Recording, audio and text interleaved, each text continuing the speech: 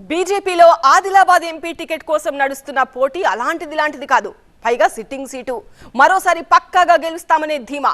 ఇంతకంటే ఏం కావాలి టికెట్ కోసం పట్టుబట్టడానికి?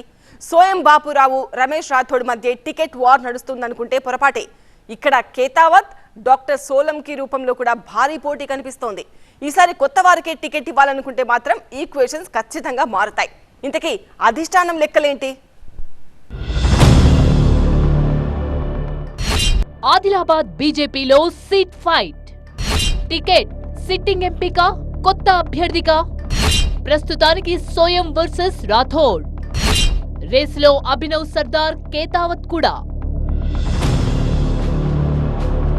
సమయం లేదు. ఈ నెలలోనే పార్లమెంట్ ఎన్నికల నోటిఫికేషన్. ఒకవైపు ఒక్కో అభ్యర్థిని ప్రకటిస్తూ వస్తోంది కాంగ్రెస్. బీజేపీ కూడా అలసత్వాన్ని ఇష్టపడ్డం లేదు. తెలంగాణలో కాంగ్రెస్ కు తామే పోటీ అంటున్న బీజేపీ అభ్యర్థుల్ని ప్రకటించేందుకు రెడీగా ఉంది. బట్ అనుకున్న దానికంటే పోటీ ఎక్కువగా ఉంది బీజేపీలో. ఇదే అలసత్వానికి కారణమవుతోంది. సాధారణంగా అధికార పార్టీలోనే ఆశావహులు ఎక్కువ మంది ఉంటారు. పార్టీ మారి మరీ పవర్ ఉన్న పార్టీలోకి వస్తుంటారు. బట్ తెలంగాణలో, అది ఉత్తర తెలంగాణలో బీజేపీ చాలా బలంగా ఉంది. ఈ రీజియన్ లో కాంగ్రెస్ పార్టీ ఎక్కువగా ఫేస్ చేయాల్సింది కూడా బీజేపీనే.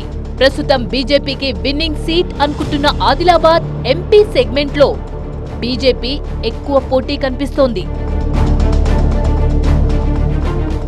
పోటీ చేసేది నేనే అని సిట్టింగ్ ఎంపీ బాపురావు ఎప్పుడో డిక్లేర్ చేసేశారు. ఆదిలాబాద్ ఎంపీ సెగ్మెంట్ నుంచి తానే పోటీలో ఉంటానని కుండ బద్దలు కొట్టారు. ఆ సీటు నాది అంటున్నారంటే పోటీలో మరొకరు ఉన్నట్టే లెక్క.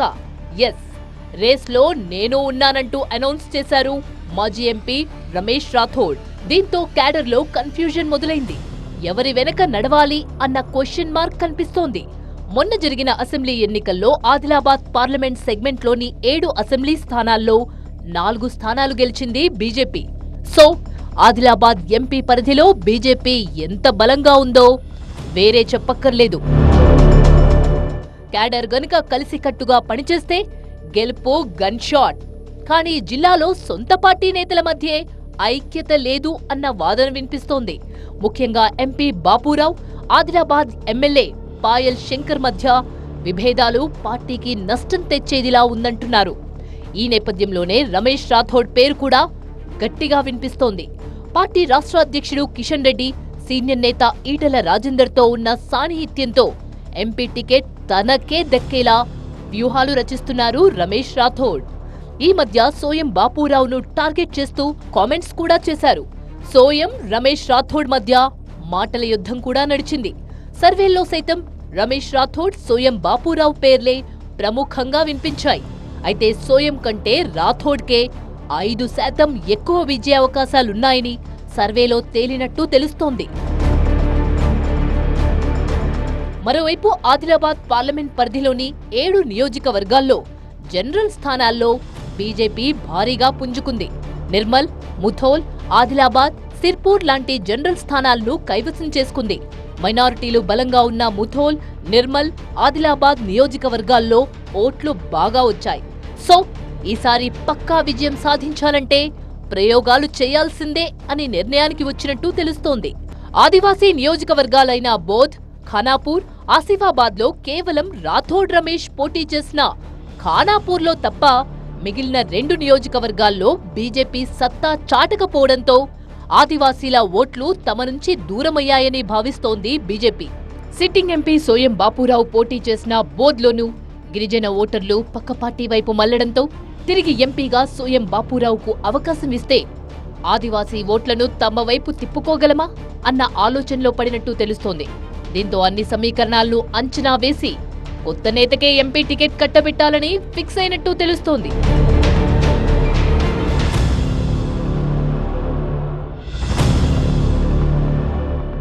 ఈ మధ్య మరో పేరు కూడా చాలా గట్టిగా వినిపిస్తోంది.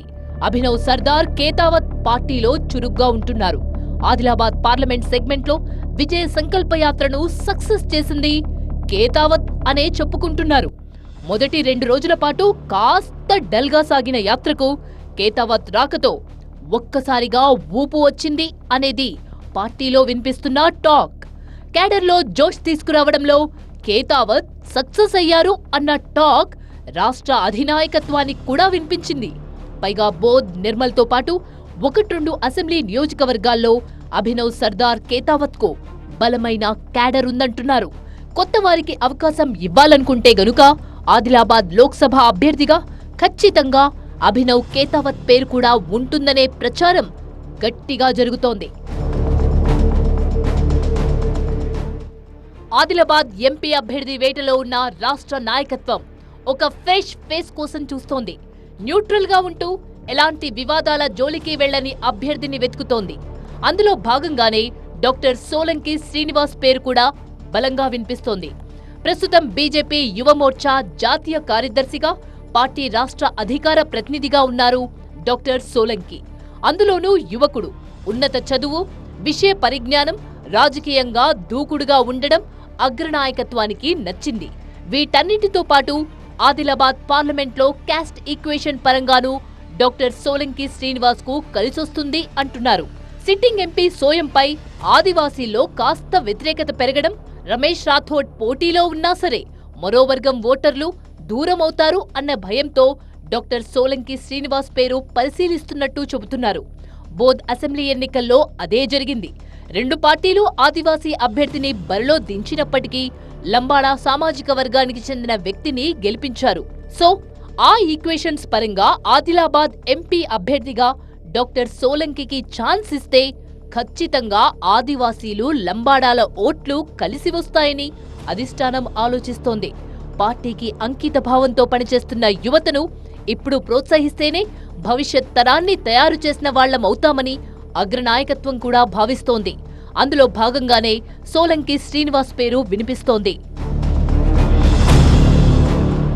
ఆదిలాబాద్ పార్లమెంట్ టికెట్ పోటీలో గోడం నగేష్ కూడా ఉన్నారు. ఈయన మాజీ ఎంపీ, మాజీ మంత్రి కూడా. ప్రస్తుతానికి బీఆర్ఎస్ లోనే ఉన్నప్పటికీ త్వరలోనే బీజేపీలోకి వచ్చేందుకు ప్లాన్ చేస్తున్నారట. ఈయన వెనుక ఎమ్మెల్యే పాయల్ శంకర్ ఉన్నారని టాక్. సోయం బాపురావుకు చెక్ పెట్టేందుకు మరో ఆదివాసీని తీసుకొస్తున్నారని పార్టీలోనే చర్చ జరుగుతోంది. తుడుం దెబ్బ నుంచి సోయం బాపురావు పక్కకు వచ్చేయడంతో ఆదివాసీల్లోని కొన్ని వర్గాల్లో కొంత వ్యతిరేకత ఉందని పార్టీ భావిస్తోంది. ఆ కారణంగానే మొన్న అసెంబ్లీ ఎన్నికల్లో సోయం ఓడిపోయారని చెప్పుకుంటున్నారు. ఈ నేపథ్యంలో ఆదివాసీల ఓట్లు బీజేపీకి పడాలంటే గోడం నగేష్ ను పార్టీలోకి తీసుకొస్తేనే కరెక్ట్ అని భావిస్తున్నారట. పైగా ఆదిలాబాద్ జిల్లాలోని 4 ఎమ్మెల్యేల మద్దతు కూడా నగేష్ కు ఉందని చెప్పుకుంటున్నారు. ప్రధాని పర్యటన సమయంలో గాని, అంతకంటే ముందుగాని నగేష్ బీజేపీలోకి వచ్చే ఛాన్స్ ఉందంటున్నారు. ఆదిలాబాద్ ఎంపీ టికెట్ కోసం ఈ 4తో పాటు మాజీ MLA Rathod Bapurao, ZP chairman Janardhan Rathod, Bhainsa market committee chairman Jadhav Rajesh, IRS అధికారి ప్రకాష్, రిమ్స్ డాక్టర్ సుమలత, ఆదివాసీ విద్యావంతురాలు డి శ్రీలేఖ ఎంపీ బరిలో నిలిచేందుకు సిద్ధంగా ఉన్నారు. ఎవరికి వారు కార్యక్రమాలు నిర్వహిస్తూ ప్రచారాలు చేసుకుంటున్నారు. ఏదేవైనా ఎంపీ టికెట్ వీరిలో ఎవరిని వరిస్తుంది అనేది ఇప్పుడప్పుడే చెప్పలేని పరిస్థితి.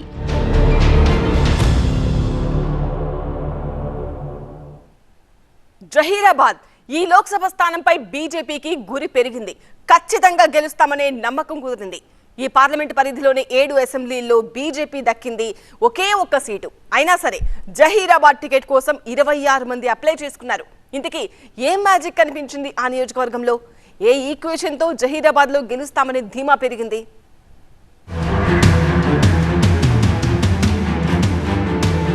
హాట్ సీట్ గా జహీరాబాద్. బీజేపీలోకి బీఆర్ఎస్ ఎంపీ పాటిల్. రేసులో దిల్ రాజు ఆనే వారసుడు. జహీరాబాద్ సీటుకు సురేష్ రెడ్డి చికోటి పోటీ. తెలంగాణలో బీజేపీకున్న సిట్టింగ్ ఎంపీ స్థానాలు 4. కానీ జహీరాబాద్ రూపంలో ఇప్పుడు హోప్ కనిపిస్తోంది. ఖచ్చితంగా గెలిచే సీటుగా లిస్టులోకి చేర్చుకున్నారు బీజేపీ నేతలు.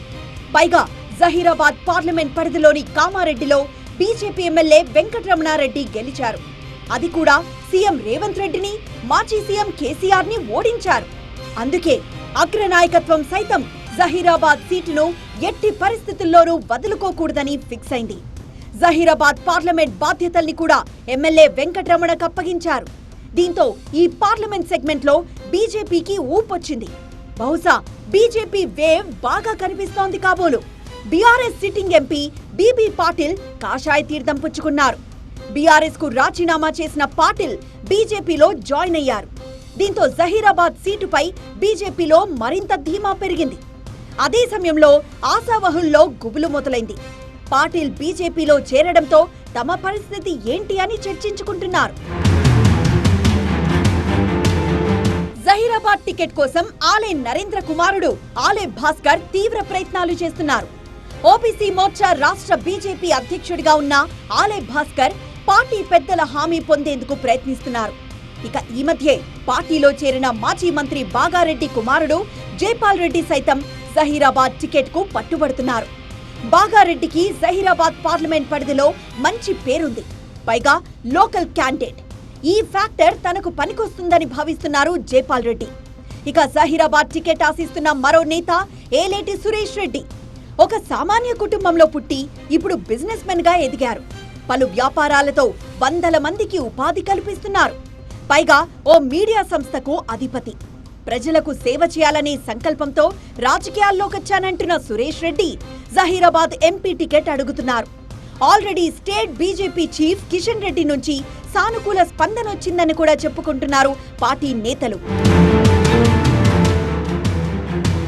వీరితో పాటు సినీ నిర్మాత దిల్ రాజు కూడా జహీరాబాద్ నుంచి బీజేపీ తరపున పోటీలో ఉంటారనే ప్రచారం జరుగుతోంది.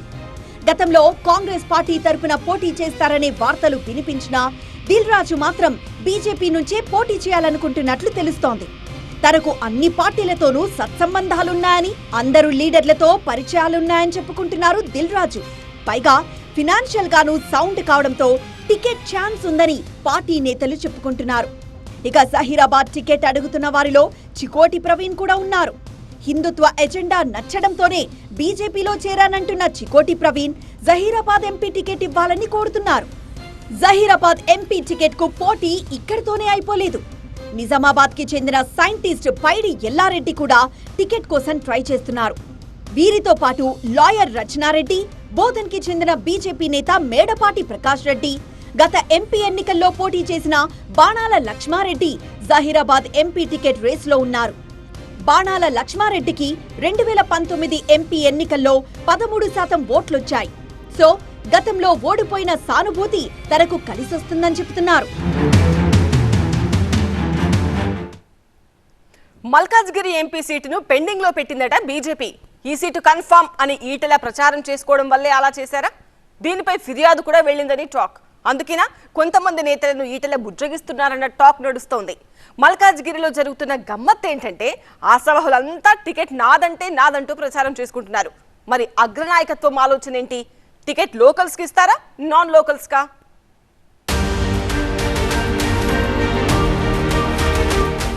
అందరి గురి మల్కాజ్గిరి. కన్ఫర్మ్ గా గెలుస్తామనే ధీమా. బీజేపీ టికెట్ కోసం భారీ పోటీ.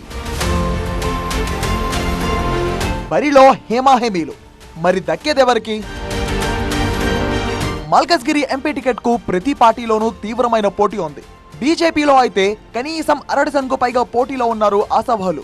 టికెట్ ఎవరికి కన్ఫర్మ్ చేయకపోయినా తమకే టికెట్ రాబోతుందంటూ ప్రచారం మొదలుపెట్టేశారు బీజేపీ లీడర్లు.